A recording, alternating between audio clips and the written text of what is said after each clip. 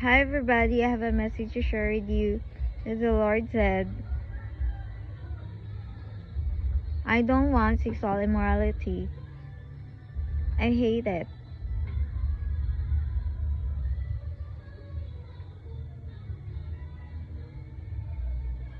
Don't practice it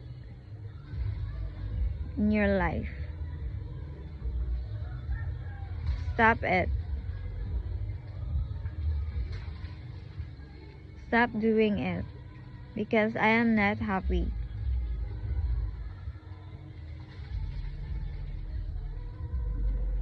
Be holy.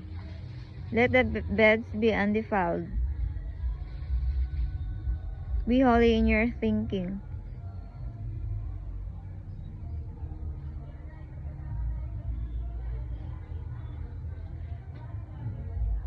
I don't want you to keep on doing it. Please take that away in front of my eyes. Let nothing separate you from me. I don't like sexual immorality.